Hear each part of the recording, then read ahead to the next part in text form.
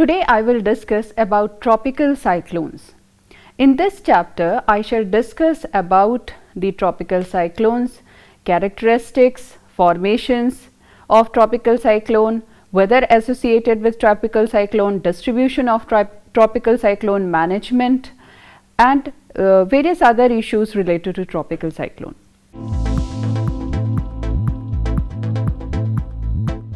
As a whole, we encounter various types of temperature, humidity and cloud cast sky identified with weather phenomena each day. Have you ever seen that there are changes in pattern of weather events in a yearly cycle? Contingent upon where you live, there could be various causes behind that. You have just learned about the planetary winds patterns and shifting of wind belts. You are likewise very much aware of the air masses and front developments.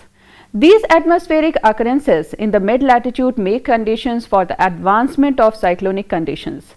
At whatever point they create, various changes are seen in more limited range of time, say some day or a week. They are named as temperate cyclone or frontal cyclone. This module examines about the improvement of cyclone, the related climate and their dissemination over the globe.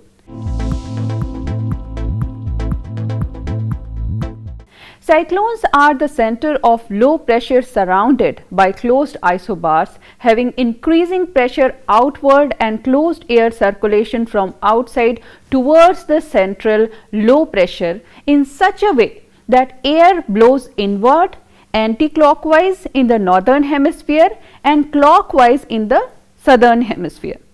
Cyclones are also termed as atmospheric disturbances. The shape of the cyclones ranges from circular to elliptical to V shape. The cyclones are divided into broad categories as per their location of the origin.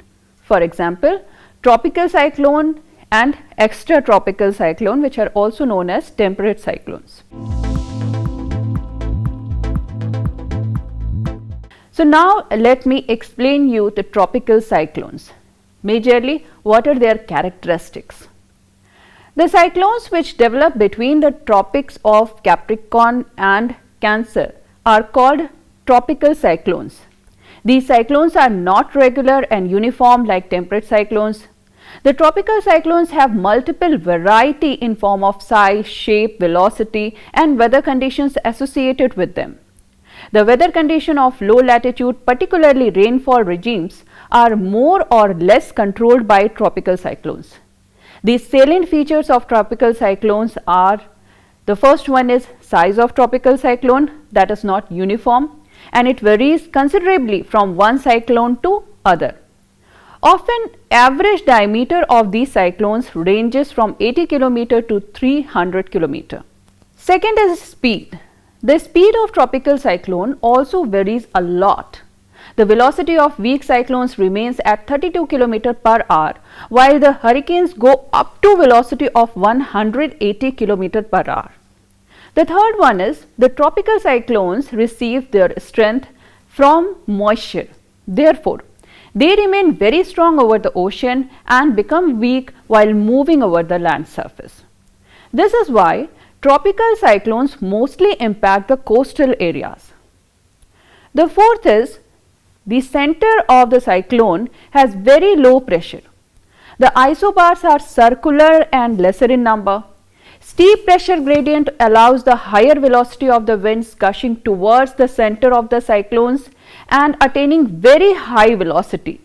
The fifth is tropical cyclones does not have varying temperature in its different parts, unlike temperate cyclones which are characterized with cold and warm front. There are no divided rainfall cells in the tropical cyclones. Rainfall occurs from all parts of the cyclone. The tracks of tropical cyclone is not always predictable and it keeps changing. Normally, these cyclones from east to west due to trade winds. However, the general condition is westerly up to 15° latitude from the equator. Another characteristic is tropical cyclones arise normally in summer season of the year. tropical cyclone become very hazardous due to very high wind velocity, high intensity of rainfall, low atmospheric pressure causes rise in sea level for some days.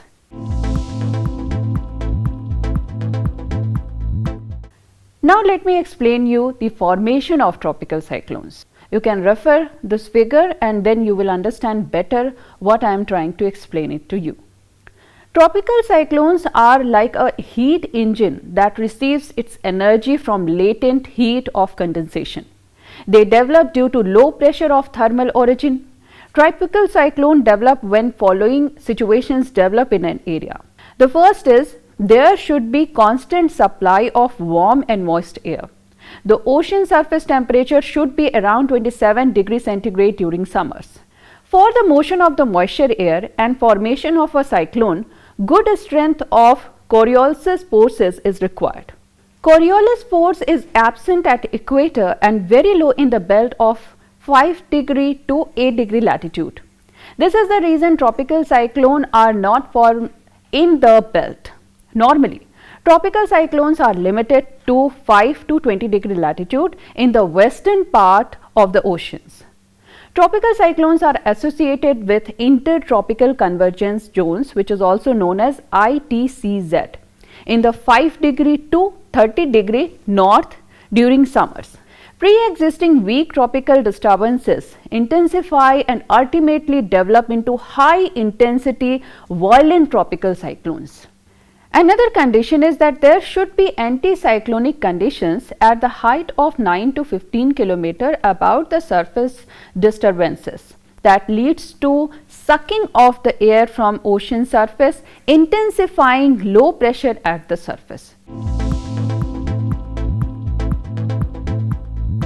Let me explain the weather associated with tropical cyclone.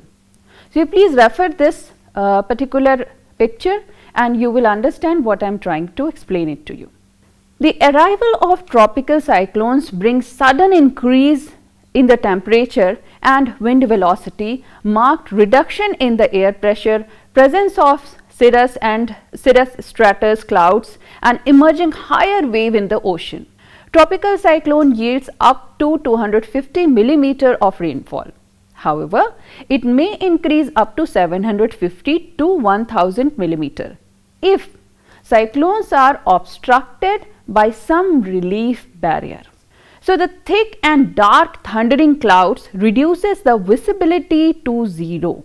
With the arrival of the eye center of the cyclone, winds become calm, sky gets cleared, no rainfall with stable weather conditions prevail. However, these weather conditions are for only half an hour with the advancement of rare portion of the cyclone. The weather changes suddenly, again bringing heavy rainfall and previous conditions associated with this. Let me explain the distribution of tropical cyclone. Major concentration of tropical cyclone is found between 5 degree to 15 degree latitude in both the hemisphere.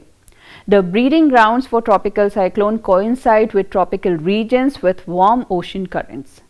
Western Pacific, in other words, I can say highest number of tropical cyclone, these occurs in the Western Pacific region.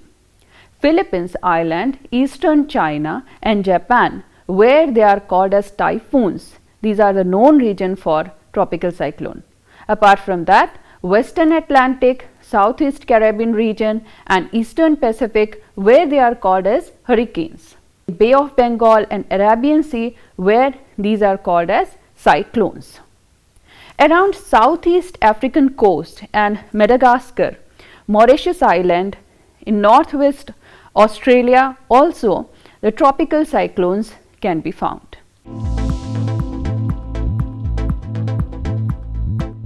Now, after seeing the different pictures, you may be thinking what is this path of tropical cyclone, because it is in a different manner. So, let me explain you that.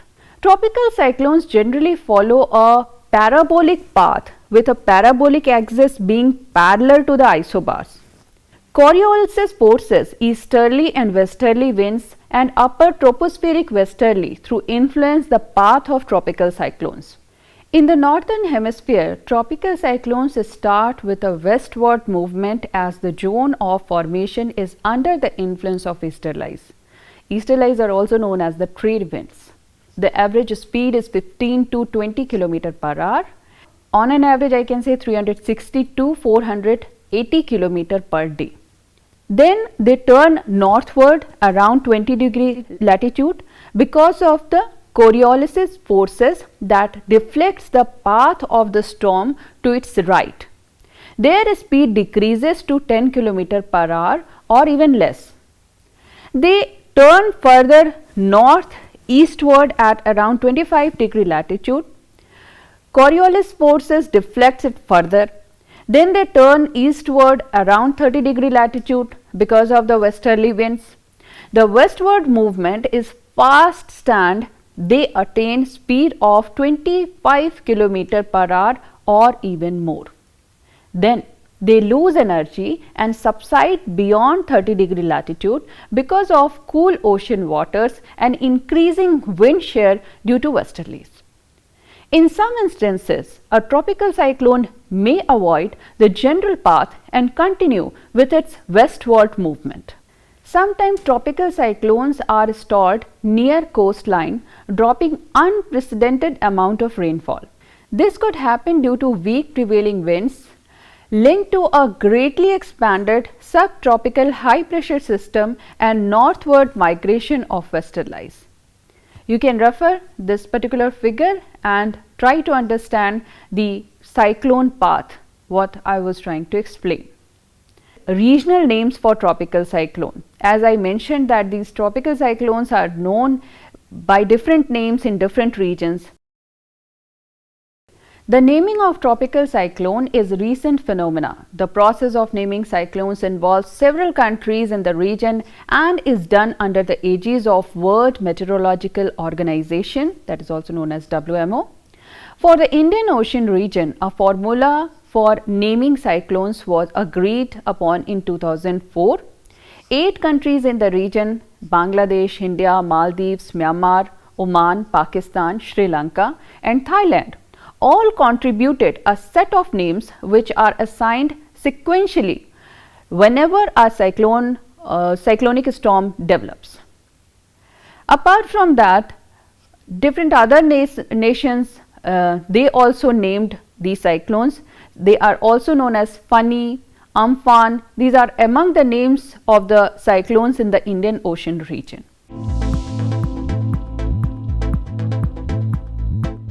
Now let me explain you worldwide terminology of tropical cyclone. They are given many names in different regions of the world. For example, they are known as typhoons in the China Sea and Pacific Ocean.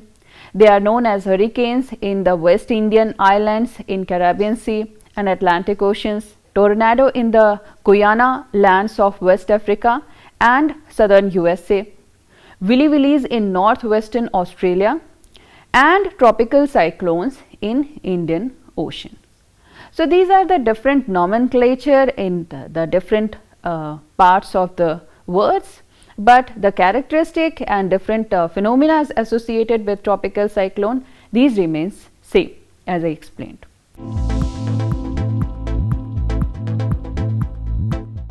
Now there are different scales to measure the tropical cyclone. That is also knot, K-N-O-T. Knot is a unit of speed equal to 1 nautical miles, that is 1.852 km per hour.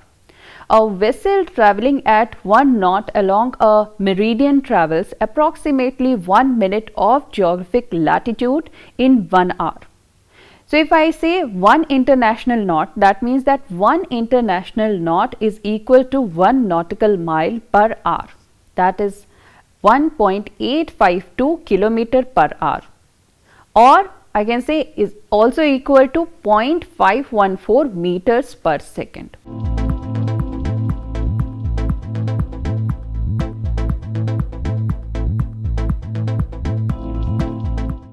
So whenever we are talking about, whenever you see different types of cyclone occurring at a place, and when you hear that what was the speed of the cyclone, you can estimate or you can calculate the speed through what I explained it to you.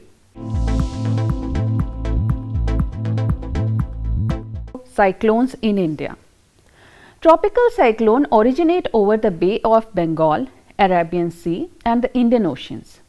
These tropical cyclones have very high wind velocity and heavy rainfall and hit the Indian coastal states of Tamil Nadu, Andhra Pradesh, West Bengal, Orissa and Gujarat. These 5 states are more vulnerable to cyclones disaster than any other state in India. Most of these cyclones are very destructive due to high wind velocity and torrential rainfall that accompanies it. There are 3 elements associated with cyclone which causes destruction during its occurrence. The first one is strong winds, or it is also known as squall. It damages installations, dwellings, communication system, trees, etc., resulting in loss of life and property too. The second one is torrential rains and island flooding. This rain is a serious problem for the people who become sheltered less due to cyclones. Heavy rain is usually spread over a wide area and causes large scale soil erosion and weakening of embankments. So it's very dangerous for the people who did not get the shelter and they try to hide behind any embankment, but the problem is that because of the soil erosion, again their life remains in threat. And the third is the storm surge. It is an abnormal rise of sea level near the coast caused by several tropical cyclones. Due to storm surge, sea water inundates low-lying areas of coastal regions, drawing human beings and livestock, causes eroding beaches and embankments, destroys vegetation and leads to reduction of soil fertility. Management of cyclones. There are many structural and non-structural measures for effective disaster management of cyclones. The structural measures include construction of cyclone shelters, construction of cyclonic resistant buildings, road links, bridges, canals, drains, saline embankments, surface water tanks, communications, power transmission networks, etc. Whereas non-structural measures like early warning dissemination system, management of coastal zones, awareness generation and disaster risk management, and definitely capacity building of all the stakeholders involved in this. So these measures are being adopted and tackled on a state to state basis under the National Cyclone Risk Mitigation Project, that is also known as NCRMP, being implemented through World Bank assistance. And there are different programs in India as well as at international level. You can read different articles related to disaster risk reduction, mitigation of tropical cyclones, and then you will come to know about different plans of central government, as well as I mentioned that World Bank is assisting many countries in this connection.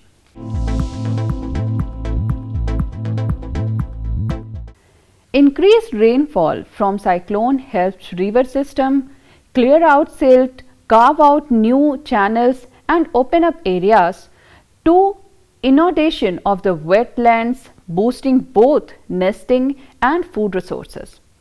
As I mentioned about hurricanes passage demonstrate how strong and destructive they can be, creating a scene of devastation and death that we often see on the television.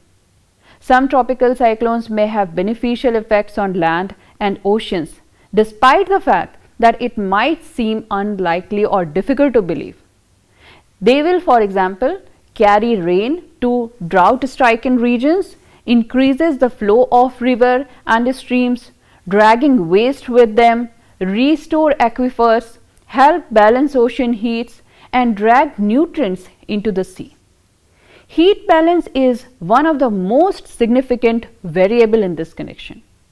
Greenhouse gases combined with natural forces to raise ocean temperature, and nature seems to shield itself from hurricanes.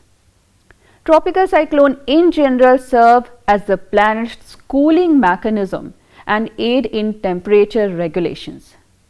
For example, hurricanes Katrina and Rita cooled the waters in their course to 4 degrees Celsius in 2005 according to NASA satellite data. So, what is very important is to practice the disaster risk reduction plans and policy at national and international level, so that we can face the negative impact as